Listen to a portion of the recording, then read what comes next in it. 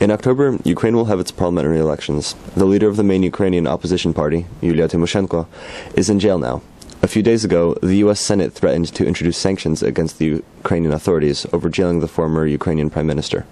What are your personal views on this matter, and do you see any chances that the U.S. government will introduce financial and travel restrictions against the Ukrainian governmental officials? At this point, restrictions would only hurt the innocent people of the Ukraine. I don't take that off the table at all. There is no question in my mind that Yulia's Tymoshenko's incarceration is suspect at best, and there is a cloud hanging over this revolution that started a few years ago. We were all hopeful about things. I remember when the president visited us. I remember we had a big celebration. He came to the Capitol and was on the floor of the House of Representatives. I wore my yellow and blue. Was the only congressman in the whole Capitol that had the Ukraine colors. I'm very proud of the people of Ukraine. I'm very proud of Ukrainian Americans who really value democracy and value freedom. There's always going to be problems and struggles in an incubator democracy. It's always going to be problems. I don't care where you go. Mideast, Balkans, Asia. Now, whether or not Yulia should be in jail is another question.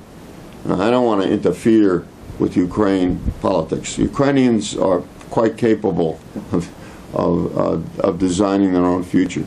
But it would seem to me that this does not help the cause for democracy.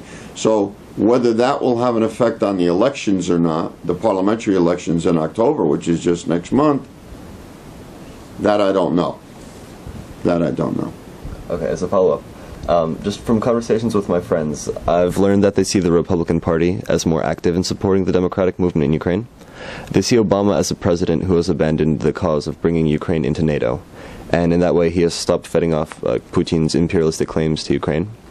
What are your personal views on this issue, and do they differ from the views of the Obama administration? Well, Putin, lives large, whether he's in one position or another position in Russia. Ukrainians deserve freedom.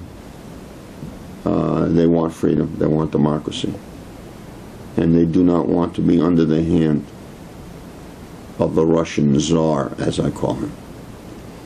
On the other hand, I think the president is very active. I mean, this president has done more for the causes of freedom in the Middle East and Asia and the Balkan countries than any other president we've ever had.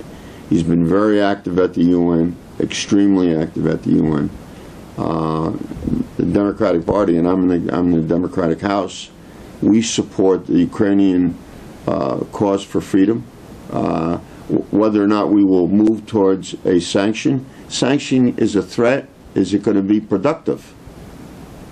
I mean, if you're telling me that the Republicans want to do more and have sanctions and have limitations on the Ukrainian government or the United States, we better think about it. We better not just jump into this, because if it's simply going to harm the Ukrainian people, then what will we benefit from it at all? So I would challenge what you just said.